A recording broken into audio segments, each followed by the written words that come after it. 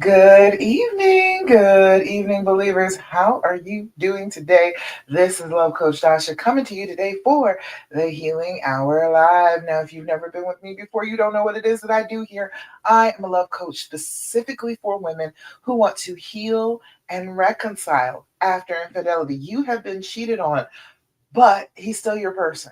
He still touches that part of your heart. You still want to stay. You still want to work it out, even though it would be completely fair of you to decide that you didn't want that. But you do. And I am here to give you all the secrets, everything that you need to know about how to heal, how to move forward, how to reconcile, how to trust again. We are going to talk about it here on the Healing Hour Live. So, welcome. Come on in. Come on in. Glad to have you today.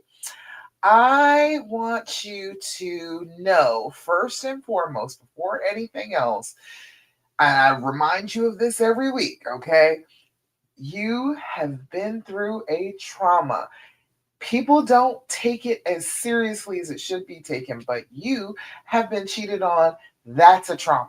All right. That is what that is. There is no ifs, ands, or buts about it. Your body and your brain are reacting as if you are in danger because that's what it felt like, right? That level of pain, that level of distress that you were in, that was traumatic. So if we can start treating this reaction, the things that you are feeling, the things that you are thinking, what your body is doing, if we can treat this like it actually is a trauma and treat it and work on it, we can start to heal. We can get back to loving again. We talked last week about will you ever get to love him the same way again? And I told you last week, no, no, you will not love him the same way. It will be a deeper, more certain, more confident, less insecure love. It will not be the same love. All right. I understand that people are very excited when they first fall in love and they're like, oh, nothing will ever feel like this. But there are going to be numerous times that you fall in love with the same person over and over and over again through an entire lifetime together. So expecting it to always be the same is limiting yourself. You are not going to get the full fledged enjoyment of loving and falling in love again if you expect it to be just like the last time you fell in love. It's not going to be the same, okay? And that's not a bad thing. I know that it feels like a bad thing. I know that it feels like you got something taken away from you that was so precious to you, and now you're never going to get it back. I understand that that can be a devastating feeling. However, that's not what you need to focus on. Yes, you did lose the way that you felt then, but you are going to have a love that is more realistic, and then you are going to have that love coming from yourself after you have overcome something powerfully painful, and it has made you stronger, it has made you sharper, it has made you a more fierce individual than you ever were before. So you're going to be different when you fall all in love again. You're going to be different, and it's going to be a different experience just because of that. All right. Hi, Flacco. FB13 edits. I see you over there on YouTube. I am here with you on YouTube. I'm live on YouTube.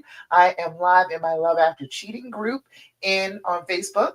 And I am on my Love Coach Dasha page on Facebook, all live. So if you want to come on over and join the group, come on over, join the group. The Love After Cheating group is 6,000 women strong, okay? You are not alone. If you want to stay, if you want to heal, if you want to reconcile after infidelity, I have an entire group of women who are in there doing just that. And they're not telling each other, you should leave. Girl, I don't know why you're still with him. You should go. Nobody's saying that in my group, okay? Nobody is saying that. There is encouraging stories in my group. In my group, there are women who post and they're like, hey, I listened to Coach and everything is going so well. Things are beautiful now. I never thought they could get like this again. I never thought they could ever be the way that they are. But suddenly here we are because I just followed the steps. I treated this like a trauma. I treated myself. I made myself feel better and I got to a better place. So I want you to come join my group, Love After Cheating, if you need some support. If you are a woman who wants to stay after infidelity and you need some support that is not going to be constantly playing back your own fears back to you every single time you go into the group, this is the group for you. Okay. All right. So, the first thing we always talk about every time we get together, I have to remind you because everybody forgets. I need you to do your deep breathing. Have you been doing your deep breathing? If you haven't been doing your deep breathing, you are not going to be healing the way that you could be healing.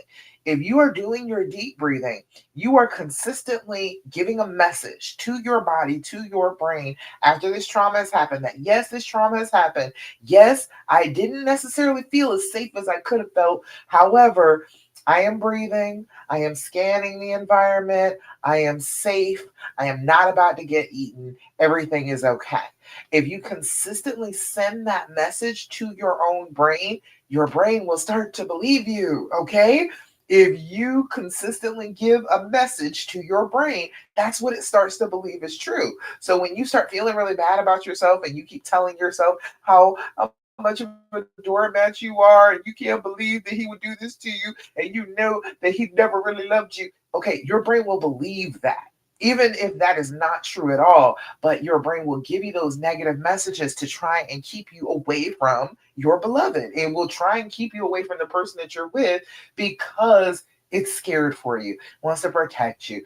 Super kind of our bodies and our brains to try and protect us. However, it doesn't really work well if we're trying to be in a relationship with this person. We've got to overcome it if that's the case. So we're doing our deep breathing to overcome our bodies going into fight or flight. Fight or flight breathing is very short, very sip in the air and never fully exhale it back out. So we are constantly getting more oxygen in, but never actually exhaling all of the carbon dioxide that we have building up. And so our bodies think that something is wrong. So if we consistently change our breathing, just that little bit, okay? Even if you can't remember the breathing techniques and you only blow out, just consistently come back to when you are stressed out, when you're feeling some kind of way, just blow. You will start to teach your brain that actually, no, I am safe. It's okay.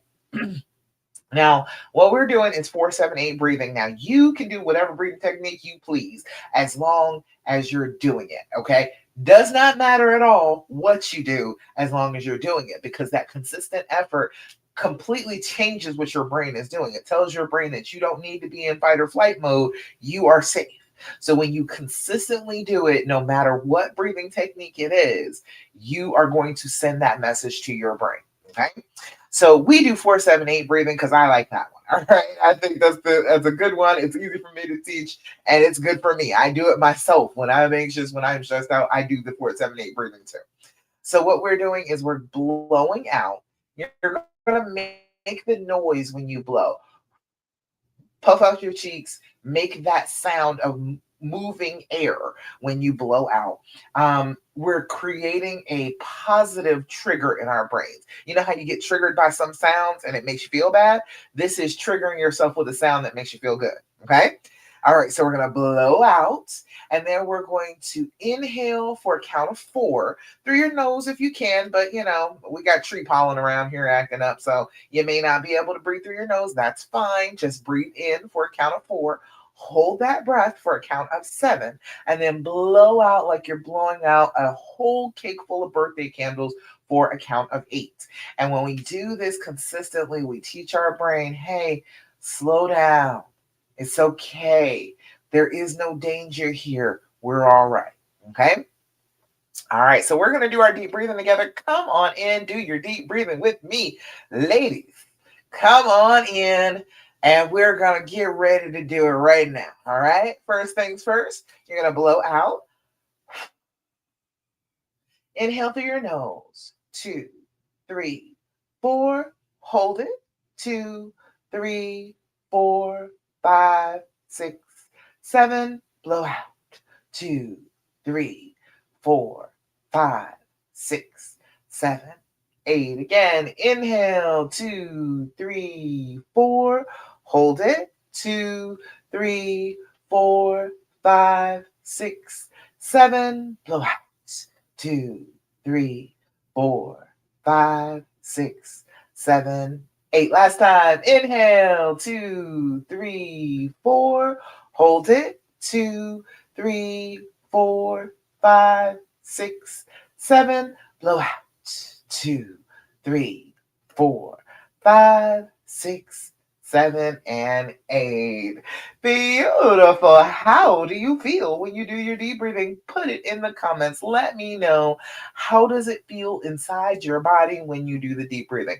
It is a physical thing that is happening to you when you've been traumatized. So we need physical things to counteract those effects. Okay. So we are deep breathing. We are fully getting that oxygen into our bloodstream. We are able to think a little bit better.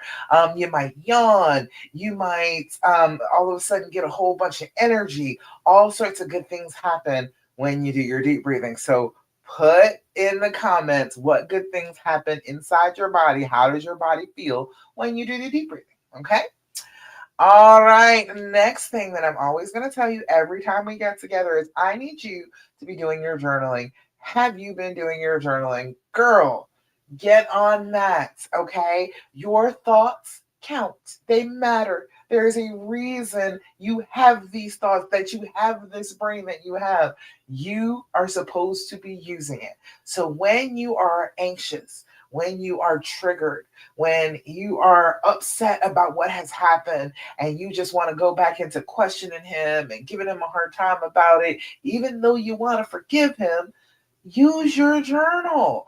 Write it down, okay? I want you to develop a journaling practice that is twice a day anyway. Okay. Once in the morning when you first wake up. If you can do it before you put foot to the floor in the morning, that's a great thing. As soon as you wake up, the thoughts, the bubble up to the surface as soon as you wake up, write those down. Those are the ones that are going to give you trouble during the day. So if you write those down, then you are telling your brain, hey, I hear you. I understand that this is a problem. I am writing it down in a special book, and we will come back to that because I got to go to work. But after work, sure, for sure, I'll come back and reread it, and we'll think about that, and we'll talk about that. Or when I'm on a break, you can put off kind of a breakdown if you go ahead and start writing it in the journal. And then at night before you go to bed, excellent. If you are having nightmares, if you've been having bad dreams about him cheating, you can go into your journal, say, okay, look, before I even go to bed, I need to calm myself down and I need to feel safe. So I'm going to take these thoughts out of my head and I'm going to put them down in the journal. That is going to be here in the morning when I wake up. I can put these problems down for a little while and get the rest that I need. Now, unconscious mind, you go ahead and work on that while I'm sleeping. Because again, got to shut it down. You work on that and you let me know what you come up with in the morning. If there is a solution that I have not seen thus far, you let me know about it when I wake up again. So then a lot of the time your brain will be working on it, but it won't be bothering you. It won't be trying to make you have bad dreams and try and figure it out on your own. You've already put the assignment on your unconscious and be like, okay, hey, I got to go to sleep. But you can work on it all night if you want to. And you given that assignment to your brain, and then your brain is like, oh, okay, all right, let's work that out. And it won't give you bad dreams trying to make you figure it out. It will be working on the problem in your sleep. Okay. Um, but besides doing it those 2 times a day, I absolutely want you to journal whenever you are feeling like it. When you are feeling like you must get something off your chest, if you want to ask him questions, that's an excellent use for your journal. If you want to ask him a whole bunch of questions, write the questions down in your journal and make it a list, because you will find out that you keep wanting to ask the same question over and over and over again. That's part of trauma too, but we're going to come back to that. If you do your journaling, I need you to do your date, your time, and your level of anxiety every time you journal, okay? Your date and time are going to tell you when things happen.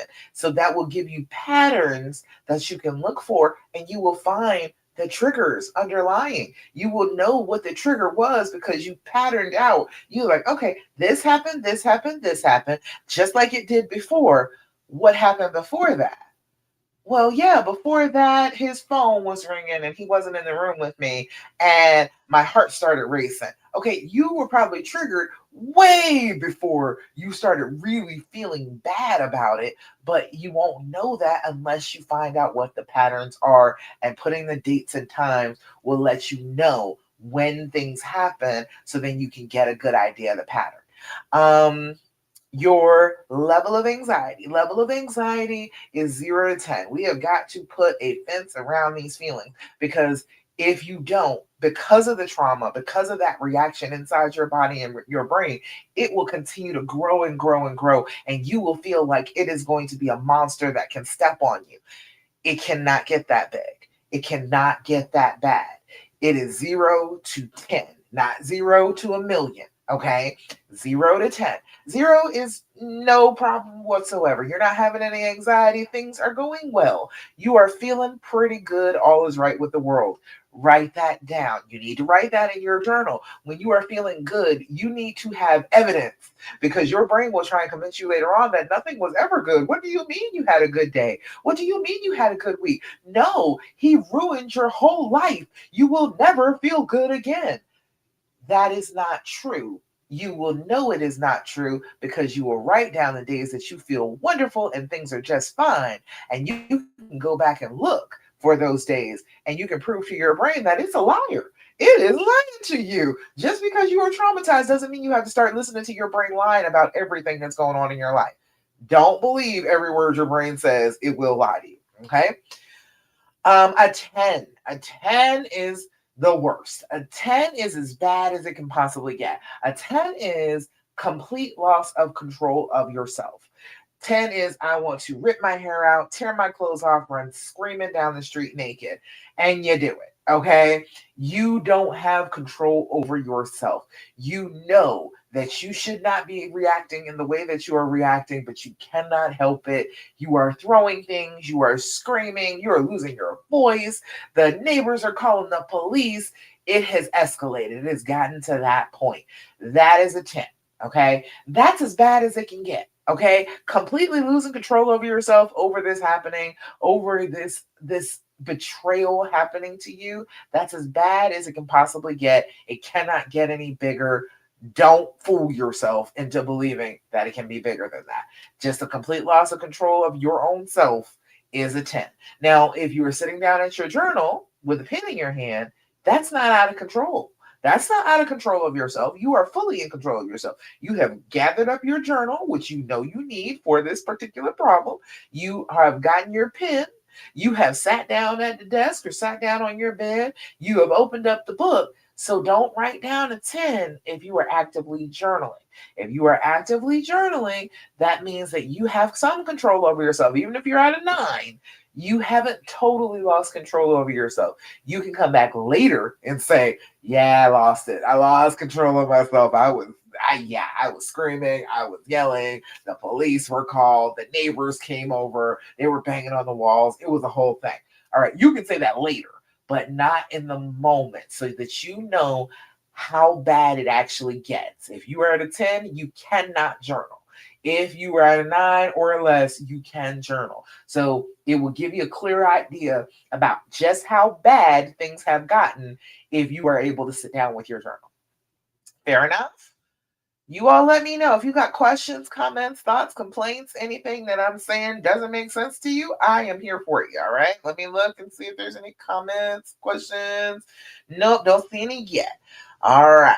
So the next thing that I'm always going to tell you about every time we get together is I need you to develop an attitude of gratitude. Good things in your life. I need you to remember them. I need you to call them intentionally to mind. When we are traumatized, what happens is our brains start thinking the worst of everything. There is a part of our brain, it's like the size of a grape back there in the base part of our brain that's very animal.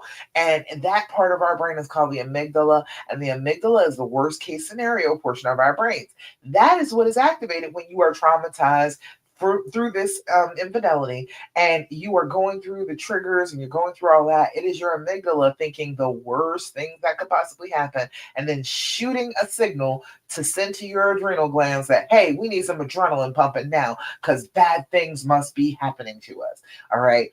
That is the part of your brain that is working, and it will always think of the worst possible thing.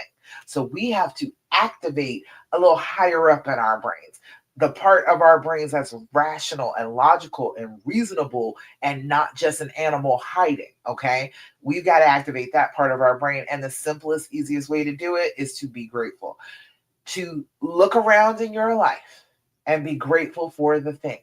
Okay. I am super grateful. We are moving the end of this month, and we have a nice new house right in the middle of the city, walkable to a whole bunch of different stuff, restaurants, museums. It is awesome. I'm excited that we are going to be moving from, we're out here, it's kind of the country around where I am, but we're going to be moving into the city and enjoying all the life that there is to offer inside the city. And my elderly aunt is going to be moving in with us, and we're going to be taking care of her, and we're going to be family all together. It's going to be fun stuff. I'm excited, and I'm so grateful that we found this place, that it is where it is, that it costs what it costs. I am excited about every bit of it, and I'm grateful. So every minute, I'm anticipating this good thing that is coming because I'm being grateful for it. So if you are grateful, you start anticipating good things instead of anticipating doom. Okay. So that's why I do Thirsty Thursday. I want to hear good things from you. So if you are here with me now, or you're here, hashtag replay on the replay, go ahead and put in the comments good things that make you feel grateful today. The things that you're like, wow, I'm so glad that this is in my world right now. All right. When you share those things, you turn that light on in somebody else instead of them always thinking about the negative things. Okay, you are a woman just like them, and you have experienced the pain of infidelity, and you can still find the thing to be grateful for. That is inspiring to other women. That is part of the healing process for you, is to be inspiring in healing another woman. So if you go ahead and put in the comments the things that you are grateful for, I will share them. I will put them out here and talk good things about you, because you are having things that you are grateful for, and you are having a good life in spite of a bad thing happening to you. Okay. I want to talk about that. I love to talk about that. I got so many things to be grateful for. I could be sitting here thinking about the fact that we have to move. I could be thinking about that. But I'm grateful for the fact that we can hire some movers to move the furniture. I'm excited about that. This is the first time we've ever had movers. Usually my husband and I and the kids will usually move everything ourselves, but screw that. I am grateful for movers. All right. I am grateful for so many things this week. The things that you could be focusing on that are negative, they're still there when you are experiencing the gratitude, but they don't feel so terrible when you are expressing gratitude, focusing on the things that you are happy to have in your life instead of the things that you don't want in your life. All right. All right. Hey there, LaQuisha. I see you, girl. You sending me love. All right. Don't see any questions. The last thing that we always talk about when we start off, that I'm always going to remind you of, and I really want you to listen to me on, is to stop asking him all those questions. Okay. I know. I know all of the books and all of the groups and all of the gurus say you should just ask questions to your heart's content. You should ask all the questions that you need to ask to make you feel like this person is being truthful to you. Okay. I get that, but there's a couple of problems with that. Number one, it's part of what we've been talking about. It is trauma.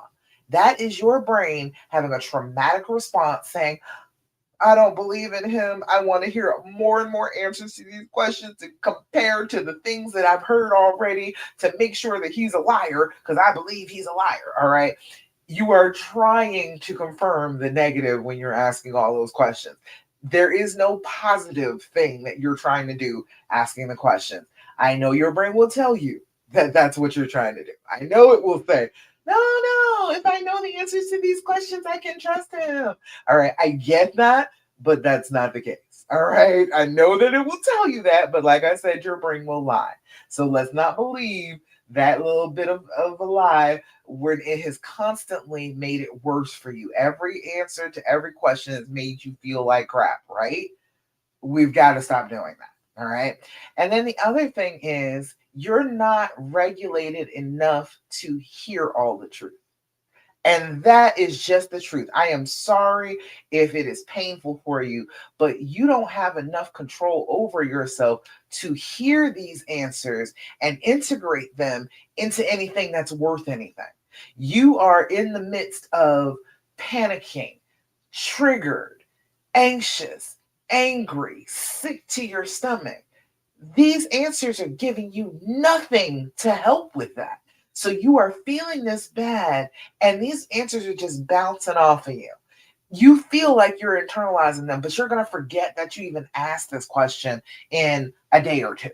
Okay. Your memory is affected by trauma. Your short term memory is affected by trauma. It makes it so that you can't create long term memories. So, yes, you can get your questions answered, but I want you to do some work of healing first. Does that make sense? I don't want you to go about thinking that your healing is going to come from his answers. It does not.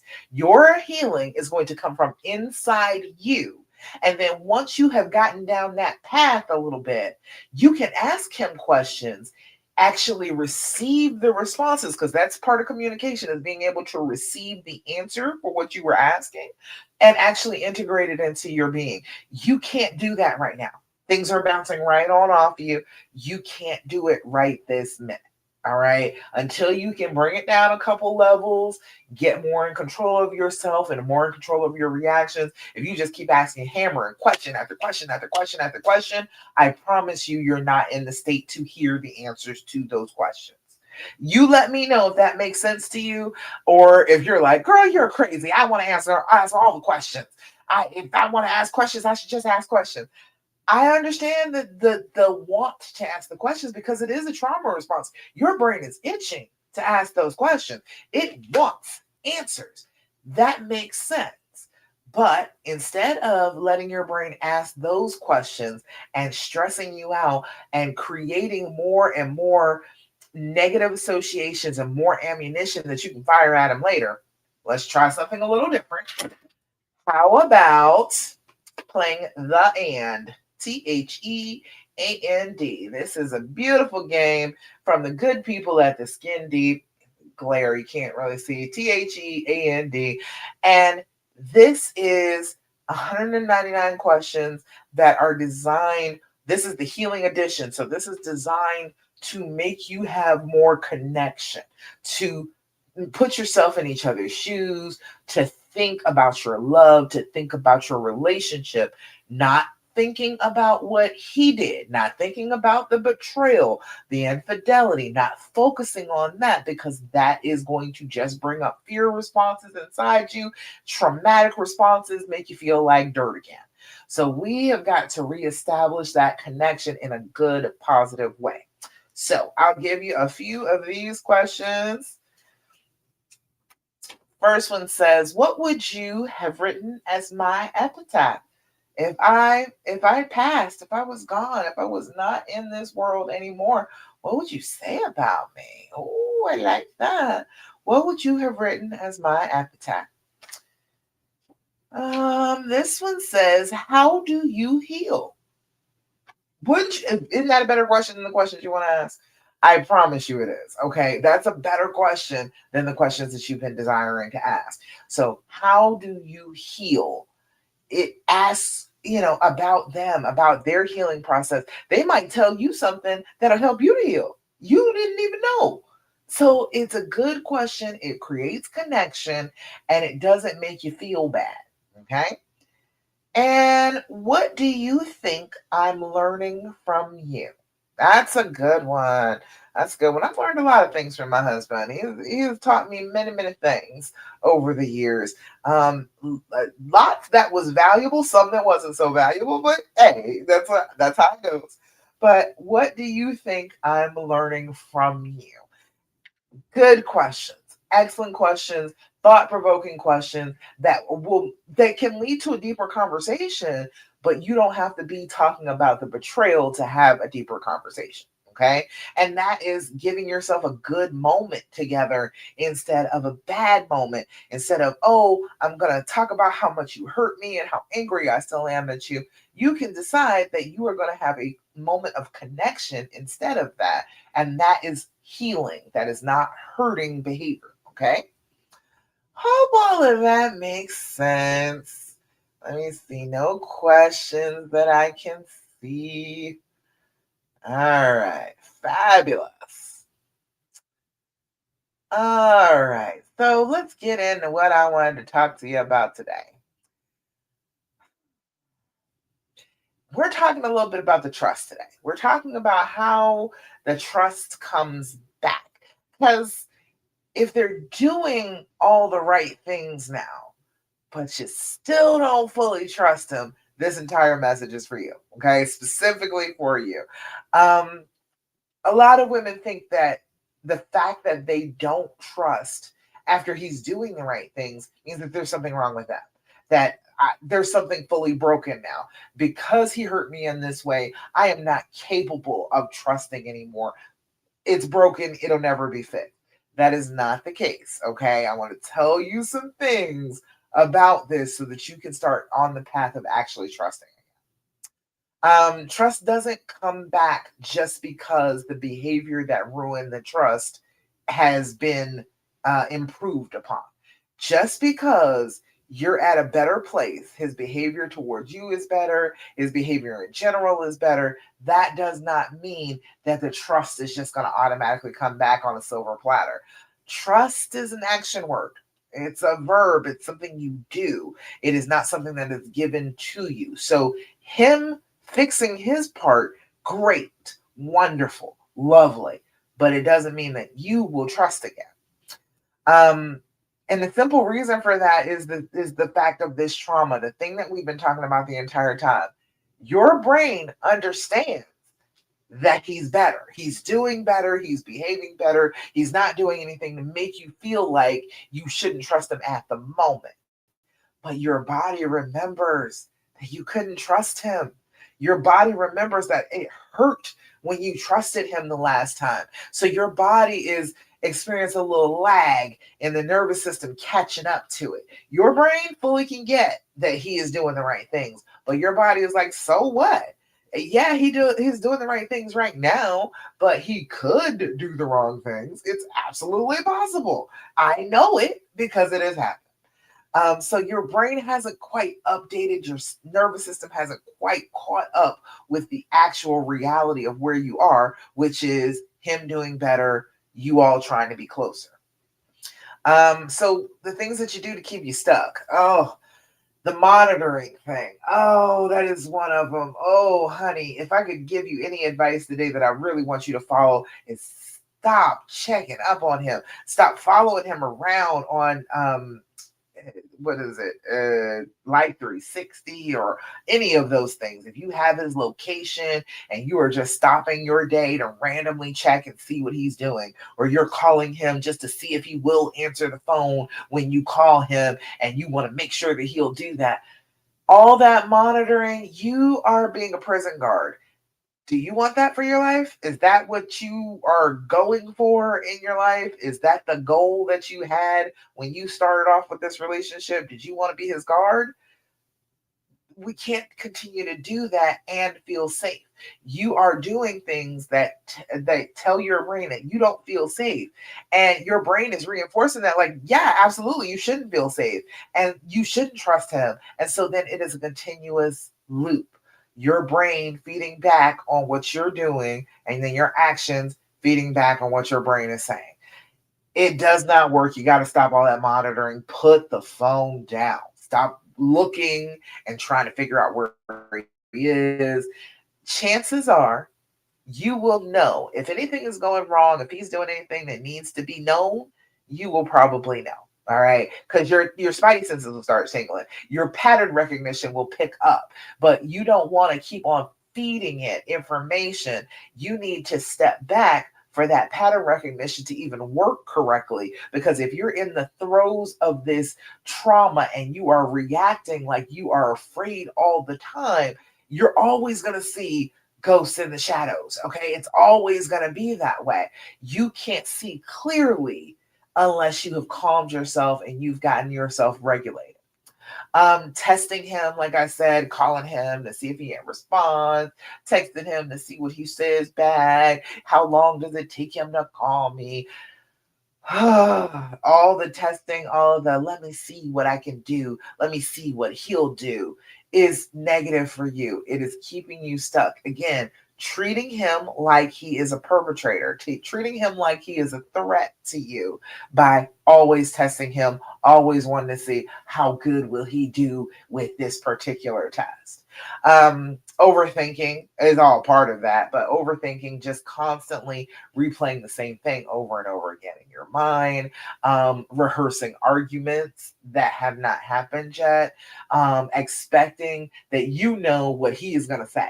You are overthinking so hard that you believe that you can mind read and you know what he will say to what you ask him the next time you decide to ask him. And then you start an argument from that inside your head. Okay, that's overthinking. And then waiting to feel safe instead of realizing that your safety comes from within you and you don't have to wait on any damn body to feel better, to feel more safe. You are the person that creates that safety. When you finally understand that, it is much better. It is miles past where you are right now. You are the person that keeps you safe. Even when in the midst of this trauma, throwing off your reactions, dysregulating you, you're still the person who keeps you safe. Not him, not anybody else on this planet. It's you. So once we've learned to do that and depend on ourselves, then you can trust him a little bit because you're not trusting him with everything. You're not trusting him like 1,000% on everything. And here, let me just give myself over to you. You don't need to do that. That is unnecessary. I keep telling people 100% trust is insane. That is insane. That's a crazy thing to do. Do you trust yourself 100%? If you don't trust yourself 100%, why in God's name would you trust another person 100%? You're going to expect that person to completely take care of you and keep you safe in all ways, shapes, and forms when you can't even depend on yourself to do that 100%? No, we got to work on ourselves 100%. Everybody else can get like 70, 80. That's plenty. That's plenty trust. You don't need to give 100% trust to anybody. Okay. I don't want you out here doing that. That's naive. That is crazy. That is not going to be conducive to you having a happy life because you're putting all of your eggs into somebody else's basket. Okay. So monitoring him and stuff like that feels like you're in control, but it's actually signaling to your body that you feel like you're in danger. And then your body feeds that back to you and says, yeah, we must be in danger. So we can't keep monitoring him. We can't keep testing. We can't keep overthinking. We have to stop some of that stuff in order to be able to trust again. If you are still looking at his location every time he leaves the house, that's not trust. That's checking. That is not a belief that he is doing the right thing. That is, I'm pretty damn sure he's doing the wrong thing. Let me see what he's doing. That's what that is. So if that is actively not trusting. And so then you want trust, but you're not doing any of the actions that show trust. You've got to be consistent with doing the things that show that you trust in order to feel trust again. Okay. So first things first, stop asking all those questions. Stop going through his phone. Stop checking about where he is. All of that stuff. So what actually does rebuild the trust? What actually gets you to the place where you can rebuild it? All right. So some consistent safety signals from him. Like we said, he's doing the right things, right? We're at that point. He's doing okay. He's being good. So his behavioral consistency is one. If he can be consistent about that, he's doing what he says he'll do. He is where he says he'll be. He is transparent with his phone. If you do want it, you could get it. And he's not really doing any secrecy. You know what his schedule is, you know where he's going to be. Like you've got a good outline, firmly saying, okay, I don't think he's doing anything. If he's behaving in ways that make you feel like you're safe, okay, you have to continue to tell your body and your immune system or your nervous system that I am safe. He is doing this, and this, and these are all things that show that he is being consistent behaviorally, and I should trust that behavior. That is what he is doing, not what he's thinking, not what he is saying. It is what he is doing, and that is safe behavior. Okay, and that takes just repeating it in your brain over and over again, telling your brain that that's what you want it to believe. Um, if he's being responsive to you emotionally, that's another good um indicator that he's being consistent. That is like when you're triggered, he is not mad at you about it. He'll be calm about it. He'll comfort you. He doesn't get defensive immediately. He listens to what you're talking about instead of just shutting it down and saying, we already talked about this. He actually listens to you, lets you say it. And as I'm saying this, I am very aware that there are plenty of women out here that do not have that. All right. And you're like, see, this is the reason why I don't trust him. I fully understand that, but this is actually for the women that do have that.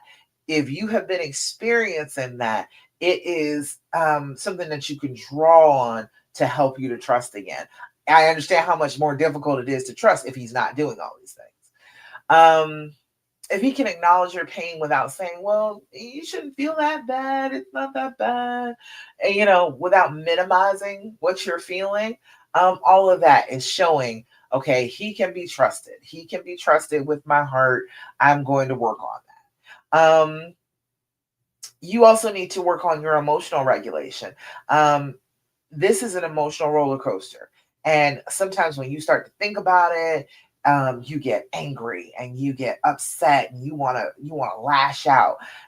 Emotional regulation is okay. Yes, I can think about it, but it's not going to take me out of my character. It is not going to make me respond in ways that are not conducive to healing. Okay, that's what the regulation part is. So remind yourself that yes, I have chosen that I want to get past this. I am doing what I need to do to keep myself calm and centered, doing my journaling, doing my gratitude practice, doing my deep breathing, not asking him all those questions so I don't get triggered. All of those things need to go into your emotional regulation. Okay. Having those safe connection moments. That's a good one. That's like you can repair things better when you have those safe connection moments. You can have calm conversations that are not about the cheating. Okay. Those are never calm conversations. You're not going to be calm. He's not going to be calm. It's not going to be that type of situation. So always bringing that up, you're not calm then. But like talking about the regular things, talking about the kids, talking about the show that you want to watch together, talking about activities that you're going to do together, that is more calming. That is more about the relationship being repaired, getting that connection back together. Laughing together, put on a comedy show or something. It purposely laugh in the vicinity of the person that you have been betrayed by. When you do that, you let your body know and your brain that I know this person traumatized you, but look at us. We are sharing this laugh. We are sharing this joy together. We are happy and smiling authentically together. It is not a fake smile. This was really a funny thing. We both thought it was a funny thing and we're laughing together. When you do that, you tell your brain that this is a person that you feel like you can trust because you don't laugh with people that you can't trust. So put on something that you know will make both of you laugh and giggle together. Okay. To physical closeness. Oh my goodness, it's been so long since I've told you about this. I need you to start doing like 30-second hugs. 30-second hugs, 10-second kisses. Hug one another body to body. As much of the front of your body as you can press up against the front of his body, do so. Wrap your arms around him. Let him wrap his arms around you and breathe. If you're close enough that you can put your face near his neck, right underneath his ear, there's a place right there where the pheromones are strong. You inhale. If you're shorter than that, armpit will work. His pheromones are right there at your level, and you inhale and smell them, you will feel calmer and closer. It will stimulate production of oxytocin. When you are hugging for at least 30 seconds, that produces it. When you are being held and you can inhale his pheromone, inhale his scent, that will produce oxytocin. And oxytocin is a love drug. That is the I love you, I am so close to you, I feel bonded to you, I want to be close to you and in your space. Chemical inside of our bodies. So if you are purposely doing things that are connecting, like laughing, and then you cuddle up together and you smell his smell and you let yourself be held, that creates the chemicals in your body that allow you to trust him. That's what happened the first time. When you first fell in love with him, it was a whole bunch of chemicals. That's all it was. It was a whole bunch of hormones that came into effect that told you this is a person you should love. This is a person that you should be close to. You are bringing back some of those hormones by doing 30-second hugs, 10-second kisses. All right. And a 10-second kiss, there's something about it. It'll get you a little heated up too. All right. If we're having trouble in the bedroom and we haven't been having a lot of sex, a 10-second kiss will usually get somebody's motor running. It will usually, even if you are a little anxious and angry with him, if you kiss him for 10 seconds, your body's going to wake up a little bit. Your body's going to, oh, I remember this. I used to like this. Yeah, I remember. All right. So it will get you closer. And again, that physical closeness makes you want to be closer emotionally, and you will trust more because you want that closeness. And then, doing things to feel like a team again. Your body will relax and say, oh, this feels good. This is good stuff. This feels good between us. And then that's where the healing is. So you've got to mentally and physically start the healing process. Okay. Safety isn't built from like one big moment. It's not like, oh, all of a sudden the clouds have lifted and I trust him and I feel completely safe with him again. It doesn't happen like that. It happens with small, repeated, predictable actions and experiences over time. You have to actively be chasing a little bit of trust and safety to go ahead and feel a little bit of safety and trust. Okay. All right. Let's see. Where am I? Where am I? So, if you don't fully trust right now, that doesn't mean that you can't. It just means that your body's still protecting you in the moment. This trauma has happened to you, and your body, goddess though it is, decided that, well, hey, she needs extra protection now. This trauma, this terrible thing has happened to her. Let me wrap her up in a cocoon and keep her safe for a little while. And thank your body for that. Tell your body, hey, I totally understand what you're doing here. You don't want me to trust him because he hurt me. And I fully understand that. I get the reason, but I am still choosing this person. I am conscious. I am awake. I am aware. I know that this is something that I want, and he is something that I want. So I understand you trying to help me, body. I understand, brain, that you are trying so hard to keep me from any pain. But I do not want to be kept from pain at the expense of not having the person that I love. That is a pain that I will not deal with. I don't want to deal with. And just simple talking to yourself. I know that sounds crazy, but telling your body and your brain what you want and what you want it to do is going to help and calm you down and center you and regulate your emotions. Okay. So if you just don't understand exactly where you are in your healing, I have created a quiz for you. Okay. It's the 5 hidden paths of healing after infidelity. You could be in a numerous amount of places. All right. You are staying and things are wonderful. That is the healing heroine. You are there. You have chosen the road of healing. You are doing the work.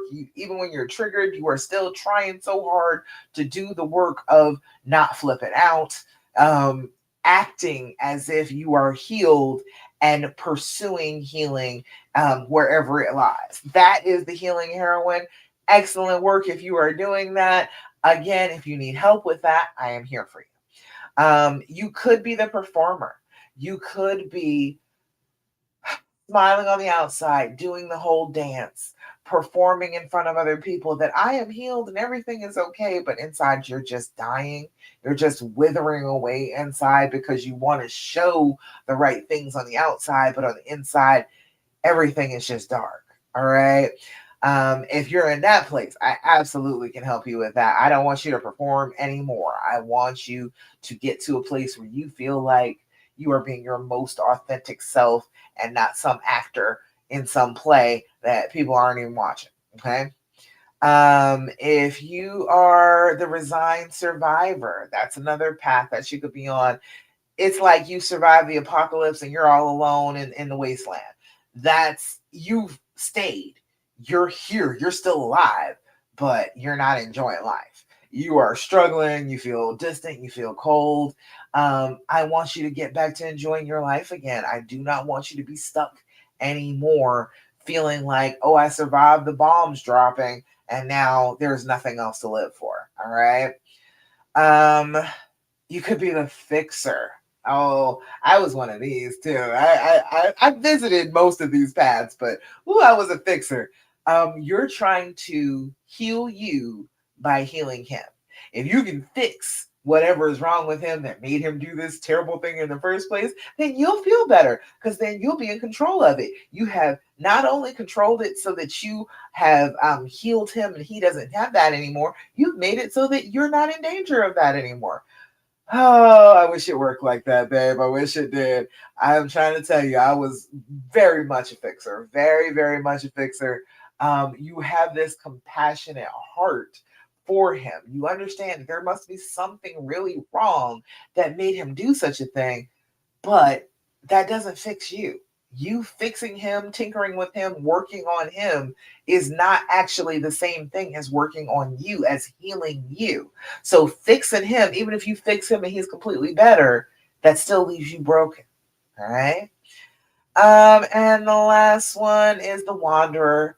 You have made up your mind one way or another. You don't know if you're staying, you don't know if you're going, you don't know what direction you're headed in. You see off in the distance, there are these far monuments. There is stay and there is go. And it seems like you have to travel so much distance to even get to one of those destinations. So you're not sure exactly where you need to be, what you need to be doing to stay, or what you need to be doing to go. So you're just staying on the fence, never actually moving forward. And I definitely can help you with that. I can help you make up your mind. I will tell you that if you are wandering and you haven't made up your mind yet, you've actually made up your mind. If you have decided that you know that you could leave, but you're choosing actively to stay, you're not actually wandering. You've made a decision. You just don't like that you had to make the decision. All right. So all of those paths, those can be the path that you end up on. I've got a little quiz. It takes a couple of minutes and you can find out exactly where you are, and then it will give you suggestions about what you do when you figure out where you are on the path. So let me copy that link. I will put that into the comments. Here it is in Love After Cheating. Got this over here on Love Coach Dasha. Oh, wait, no, that was last week. This week. And then on YouTube. All right. And we are going to you go ahead and take that quiz, and you're going to find out exactly where you are and what you're feeling about that situation right this minute. And then it's easier to figure out what path to take to get out of that. Okay. If you're already healing heroin, great. You're doing good. Things are going well. But if you're not and you are struggling and you would really, really like to get to a place where you are not struggling anymore and you are healing more often than you are hurting, then take the quiz and get in contact with me. Tell me what your results are, and I will suggest some things to you. If you're having trouble, I will suggest some things to you to help you to start down the healing path. All right. Over here, yes, indeed. Okay, on YouTube.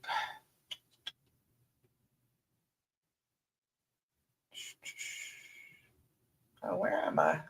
Oh, there. All right. Yeah, I don't see the comment. I'm having a hard time. All right, I'll find it. But either way, I want you to go ahead and take my quiz and check out where exactly you are on this road to healing and get yourself in a better place. All right. I don't see myself over here on YouTube. That's weird. Huh. Okay. I don't know. I'll get it. Either way. All right. So let's see. Option. Oh, there we go. Save that. All right. Okay. Okay. Okay. Okay. Okay. All right. Throw that in the comments. Lovely. All right. So you can just go to my little type form, go on in there, take the quiz, and see where you are right now as far as your healing, what stage you're at, what path you're on. And I've got ways to get back home no matter what path you're on. All right.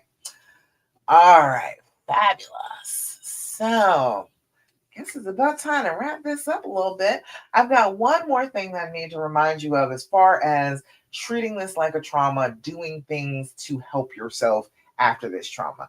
I need you to be doing your affirmations.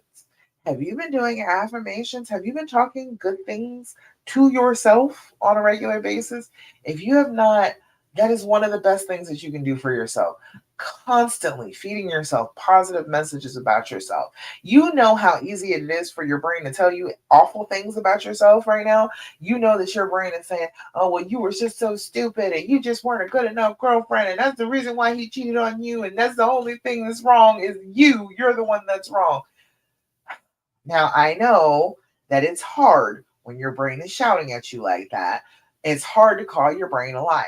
So instead of trying to call your brain a liar on that, I want you to every day wake up and tell yourself something wonderful about yourself, something positive, something good that you won't argue with. You're like, nope, I know this is the true thing about me.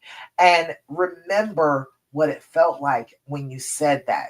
Look yourself in the eye and say it with confidence, say it with conviction. Say it like you believe it, and nobody can take that from you. And when you put that into the inflection of your voice, your brain will hear that and they'll be like, no, she seems to really believe this about herself. And so then your brain starts referring back to what you said about you instead of what it is assuming about you because this trauma has happened to you. Okay. So today's affirmation. Now, if you need affirmation specifically for healing after infidelity, put affirmation in the comments. I will send you a link to get my affirmations of 60 days of affirmations that come straight to your inbox that are specifically for how to heal and how to reconcile and get regulated after the trauma of infidelity. I have made that up for you. So please feel free to put affirmation in the comments or DM me affirmation and I will get you a copy. Okay. But today's affirmation, these came from a deck of cards from Five Below. Today's affirmation says, today I am confident. Today I am who I am and I am capable of doing anything that I put my mind to. Excellent, right there. I love that. Confidence. You got to say it and you got to believe it about yourself so that when you have that negative thought pop up, because it's going to pop up, your brain is going to be like, no, no, no, no, no, no, no, no, no. No, we talked about this earlier, and you're saying that she's insecure, but no, I remember her saying how confident she is. I remember she saying that she's capable and she can do anything she feels like doing. So we're not going to believe that negative message. We're going to believe that positive message about her. So, one more time. Today, I am confident. Today, I am who I am, and I am capable of doing anything that I put my mind to. And I fully believe that with you, girl. I fully believe that. Um, I believe that you have judged this person correctly. Yes, he made terrible mistakes. Yes, he hurt you very badly. Yes, he is in the midst of betraying you, maybe in the midst of it right now. I get that, but I don't think that you made a bad decision. I think you chose the right person. I think you chose the right person for you in the moment, and that's what you needed. He is the person that you want to be with, and I believe that you know the best for yourself. So instead of doubting yourself, just go ahead and believe that you were right and act like you were right. That's what I want you to do, okay? So, while I'm saying all that, let me remind you how much I am so proud of you. And I love you. I am glad that you are in this world. You're one of the things that I'm grateful for. Women like you who have been hurt but are determined not to be still lying on the ground, helpless. You have decided that, yes, this terrible thing has happened to me, but I'm going to get up. I'm going to brush myself off. I am going to get what I want in this life in spite of this bad thing happening to me. I think you're brilliant. I love every bit of that. And I want to encourage you in that. I want you to continue to do exactly that because the world needs more women like you. Need more women who are going to go after exactly what they want and not let anything stop them. Okay? All right. I think that's about it.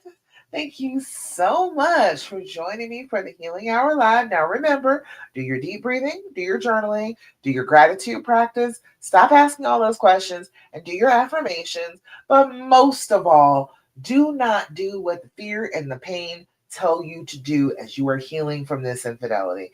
The fear and the pain will tell you the things that are on the hurting path, the path of feeling badly and continuing to feel badly.